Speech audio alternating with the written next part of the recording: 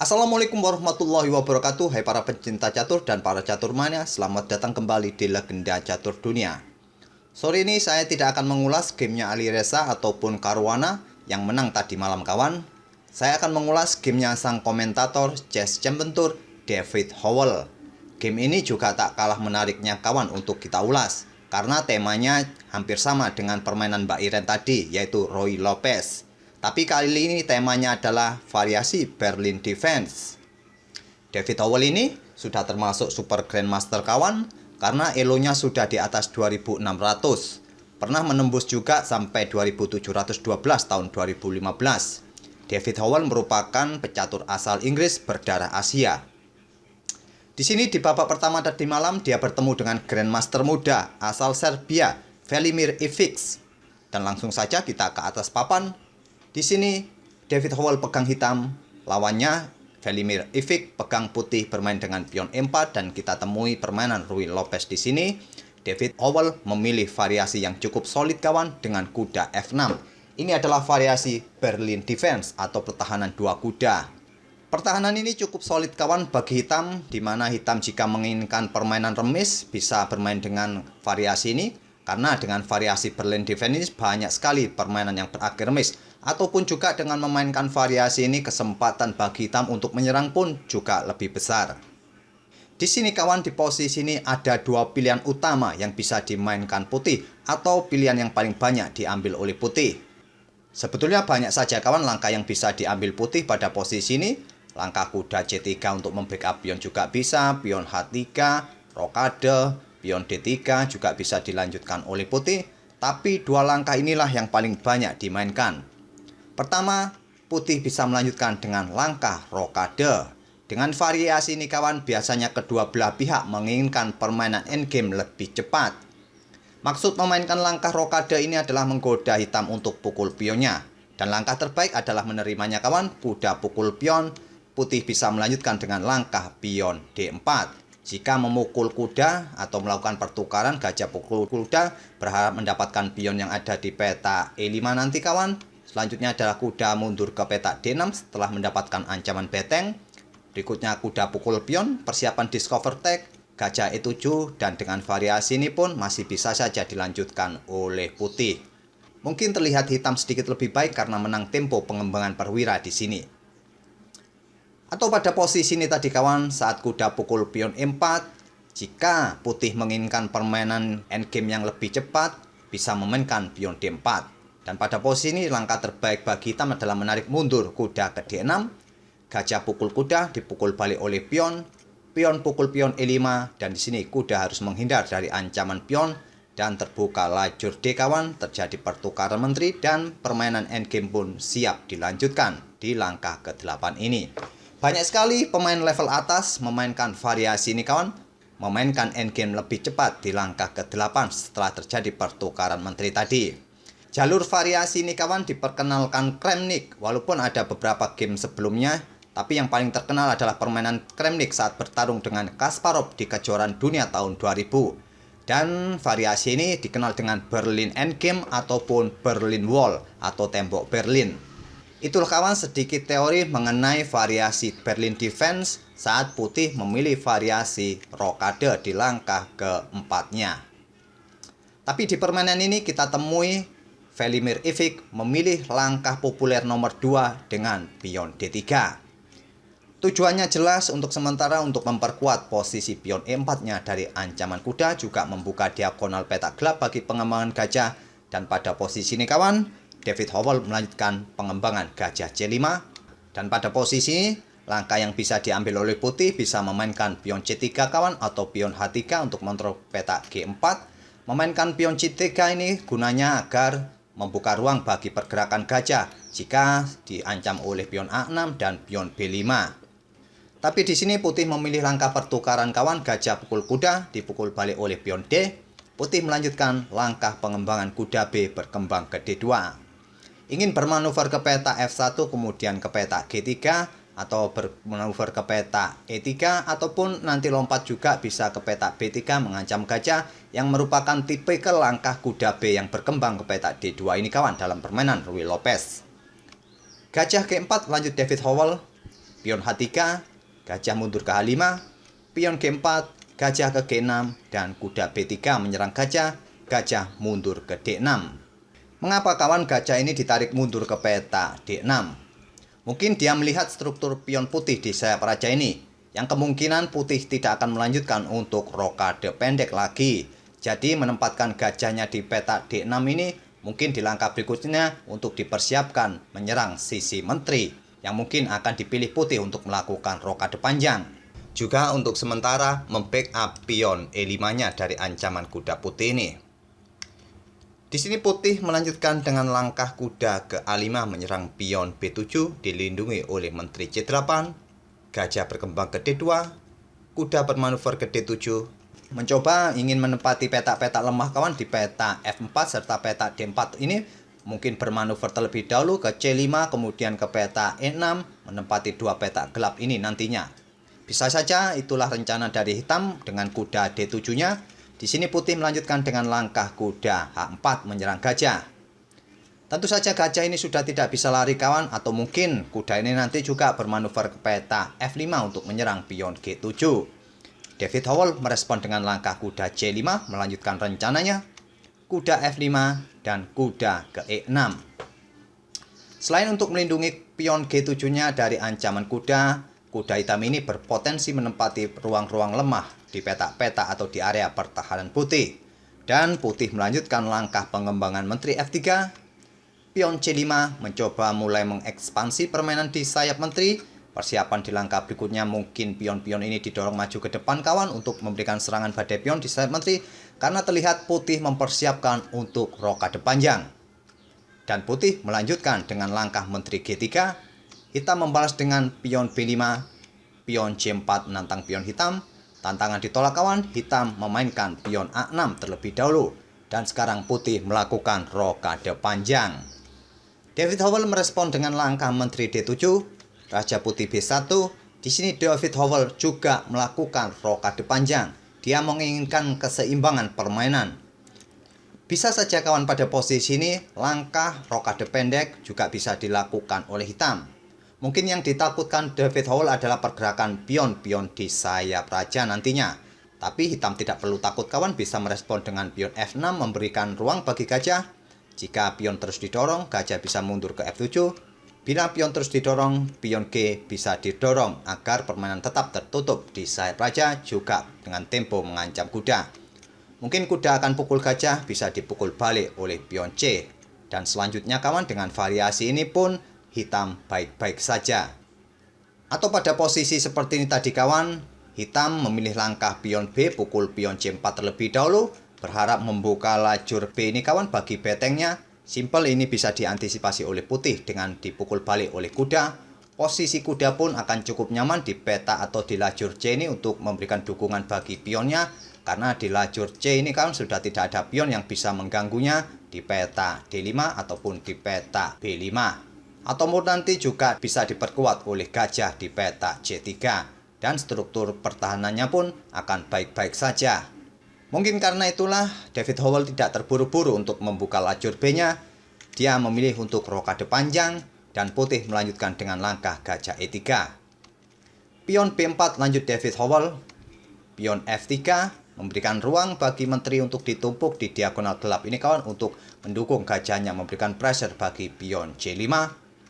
Pion F6 juga membuka diagonal bagi pergerakan gajah, karena posisi gajah terang hitam ini kawan salah tempat, dia sudah tidak mempunyai diagonal yang terbuka di peta G6 ini. Di sini menteri putih ke F2 mengincar pion C5. Pion H5 memberikan ruang lebih atau memberikan counter attack di sayap raja untuk membuka lajur H. Pion H4 tantangan ditolak, gajah mundur ke F8. Dan kuda putih ke B3 memberikan 3 kali tekanan pada pion C5 ini. Di backup oleh menteri DC6. Sekarang pion G5 menantang pion hitam, tantangan ditolak. David Howell memilih menukarkan gajah jeleknya kawan, gajah yang tidak produktif, dengan pukul kuda F5. Dipukul balik oleh pion E. Selanjutnya kuda bergerak ke peta D4 menempati posisi yang strategis. Langsung disikat oleh gajah, dipukul balik menggunakan pion E, dan lajur E sudah terbuka kawan. ini bisa dimanfaatkan oleh putih karena putih menang tempo di sini bisa menggeser beteng D atau beteng H. Langkah terbaik adalah menggeser beteng D kawan, karena pion yang ada di peta D3 ini sementara tidak membutuhkan backup. Tapi jika menggeser beteng H kawan, takutnya nanti adalah pion F pukul pion G3 setelah dipukul balik oleh pion putih. Hitam mempunyai pion bebas yang sudah mendapatkan dukungan dari betengnya ini. Tapi putih tetap menggeser beteng H ke E1, bukan beteng D kawan. Inilah yang ditakutkan nanti. Pion F pukul pion G5 oleh David Howell dipukul balik oleh pion H. Dan pion ini sudah menjadi pion bebas kawan. Dan di sini putih jika ingin menggeser beteng ke H1, maka putih kalah satu tempo lagi. Hitam melanjutkan gajah D6. Pion F4 menutup diagonal petak gelap bagi gajah untuk memberikan dukungan bagi pionnya didorong maju ke depan nanti. Sekarang beteng D bergeser ke F8 mengincar pion F5. Di sini pion didorong maju. Pion G pukul pion F6. Tidak dipukul balik tapi pion hanya didorong untuk membuat pion bebas. Beteng F bergeser ke G8. Pion F5 memberikan dukungan pion G6 dibalas dengan pion H4. Kuda lompat ke A5 mengancam menteri mundur ke A8. Beteng naik ke E4 menutup diagonal petak terang bagi menteri untuk memberikan dukungan bagi pionnya yang bisa didorong maju ke depan. Dan juga kawan dengan melangkahkan beteng ke peta E4 ini, tadi posisinya beteng di peta E1 untuk menghindari serangan gajah atau serangan tusuk sate dari gajah hitam ini.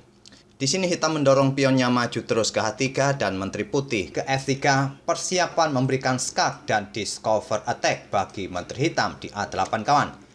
Diantisipasi dengan langkah raja bergeser ke B8. Jika ada discover check kawan atau discover attack, nanti beteng bisa pukul beteng dan menterinya cukup aman mendapatkan backup dari rajanya. Putih melanjutkan dengan menggeser beteng ke H1. Pion didorong terus maju ke H2.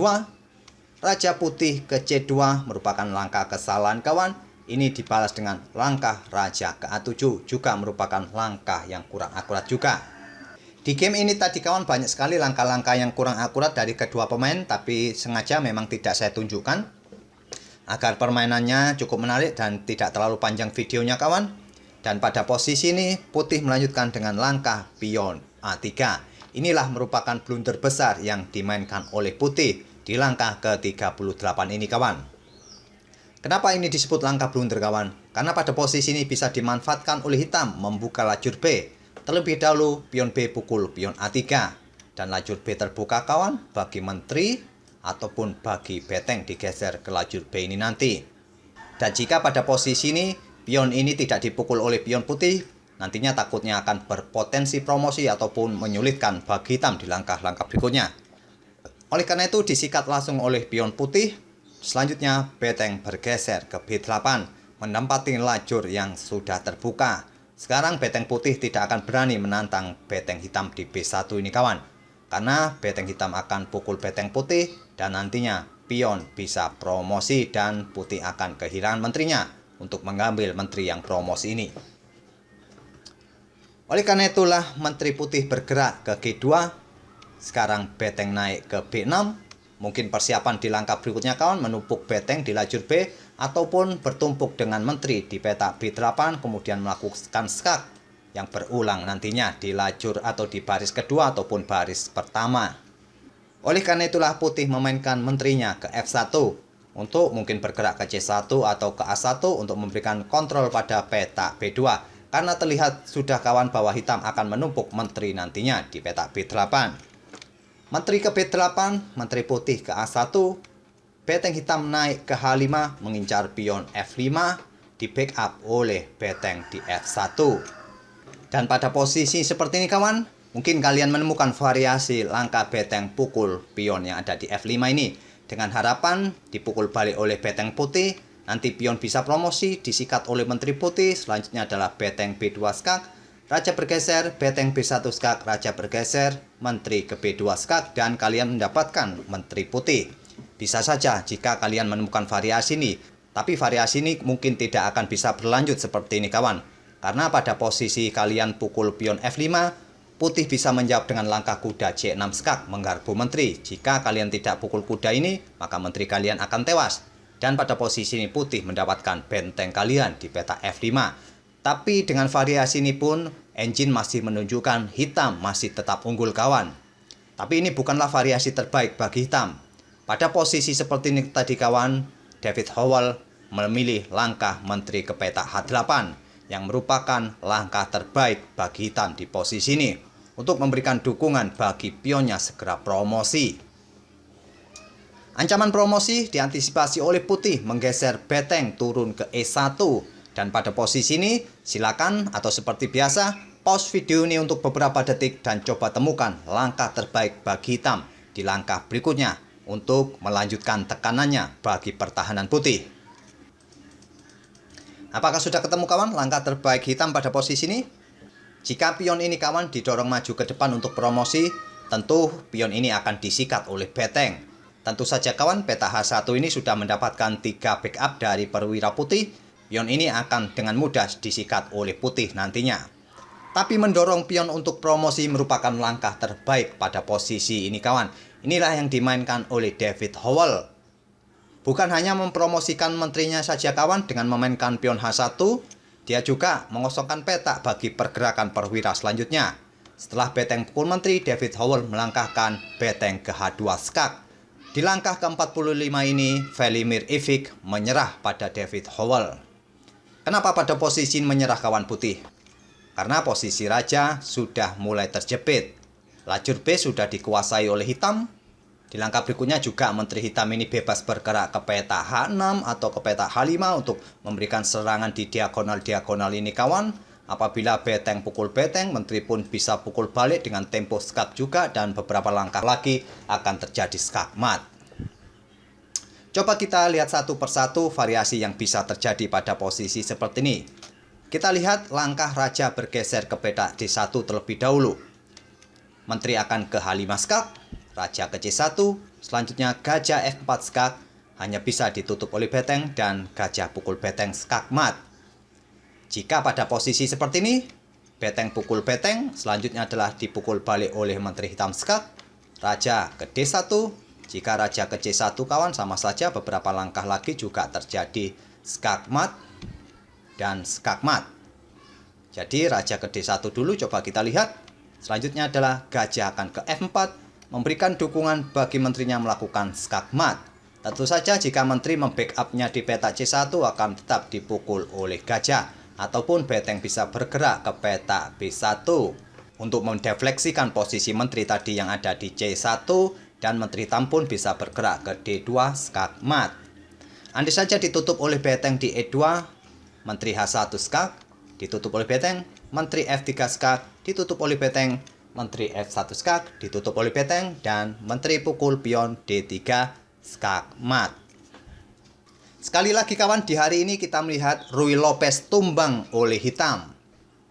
Baik tadi, Mbak Iren kalah dengan variasi Archandels atau Molar Defense.